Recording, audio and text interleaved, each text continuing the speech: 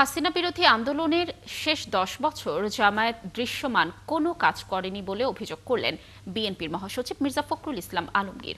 তিনি আরও অভিযোগ করেন, বেহেশতের টিকিট বিক্রির নামে মানুষকে বোকা বানাচ্ছে ধর্মভিত্তিক এই দলটি।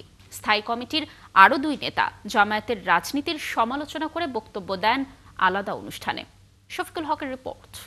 ফ্যালকন অ্যালুমিনিয়াম মাল্টিলেয়ার অ্যানোডাইজড হওয়ায় সম্পূর্ণ scratch proof. Falcon aluminium. Fascist সরকার পতনের পর রাষ্ট্র সংস্কারের লক্ষ্যে দীর্ঘ আলোচনার মধ্য দিয়ে জুলাই সনদ স্বাক্ষর করেছে বিএনপি, জামায়াত সহ 25টি রাজনৈতিক দল।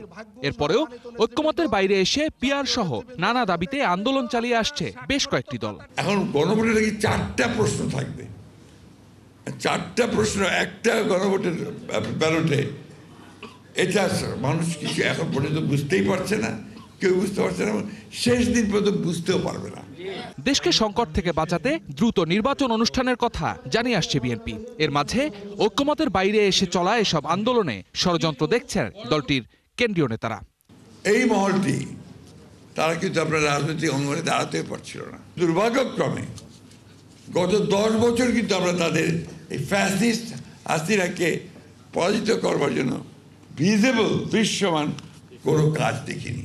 সমানে চিৎকার করছে, পিআর দিতে হবে, পিআর দিতে হবে, পিআর না হলে নির্বাচন হবে না। অনেক হুঙ্কার টুঙ্কার হয়েছে, তাই না? এখন আবার সুর নরম হয়ে গেছে। এখন দেখা যাচ্ছে নির্বাচনের জন্য সব চতুর্দিকে দৌড় ডাকডোল চলছে, তাই তো? এই জিনিসগুলো ঠিক না। এক আলোচনায় যোগ দিয়ে বিএনপি মহাসচিব মির্জা ফখরুল অভিযোগ করেন, ধর্ম নিয়ে রাজনীতি করছে একটি দল। জামাতের টিকিট কাটলে জান্নাতের টিকিট কাটা হবে। কোথায় আছে আমাকে বলুক, তারা দেখিয়ে দিক কোথায় আছে। এবং এটা ঠিক না, ধর্মকে ব্যবহার করে রাজনৈতিক ফায়দা নিয়ে নেওয়া, এটা কখনোই আপনার ইসলাম এই কথা বলে না। রাজধানীতেই আরেক সমাবেশে দলটির স্থায়ী কমিটির সদস্য সালাউদ্দিন আহমদ জনসম্পৃক্ত রাজনীতি করতে জামায়াতকে পরামর্শ দেন। আন্দোলন থেকে রাতারাতি সরে আসা একটু লজ্জা শরমের ব্যাপার আছে,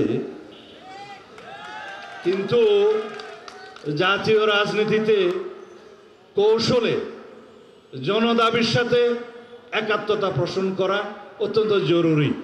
সেটা আমি জামায়াত ইসলামের ভাইদেরকে অনুরোধ জানাবো, জনদাবির সাথে একাত্মতা পোষণ করে নির্বাচনের মাঠে দাঁড়ান। একই দিন জাতীয় প্রেস ক্লাবে এক আলোচনায় যোগ দিয়ে বিএনপি নেতা আমির খসরু মাহমুদ চৌধুরী অভিযোগ করেন, গণতন্ত্র বিরোধীরা নির্বাচন বানচালের ষড়যন্ত্র করছে। এটা ভুললে চলবে না। আমাদের গণতন্ত্রের সংগ্রাম এখনো শেষ হয় নাই। এখনো গণতন্ত্র বিরোধীরা চক্রান্ত করছে কিভাবে এই নির্বাচনকে বাধাগ্রস্ত করা যায়, বিলম্বিত করা যায়। নির্বাচন হচ্ছে গণতন্ত্রের বাহক। তারা চায় না বাংলাদেশে একটা গণতান্ত্রিক অর্ডার ফিরে আসুন। অগণতান্ত্রিক ধারায় চলে ফ্যাসিস্ট সরকার প্রধান শেখ হাসিনা তার পরিচয় দিয়ে গেছে বলেও স্মরণ করিয়ে দেন এই বিএনপি নেতা। এই যুদ্ধে আমাদেরকে জিততে হবে, ঐক্যবদ্ধভাবে থাকতে হবে। শফিকুল হক, ৭১, ঢাকা।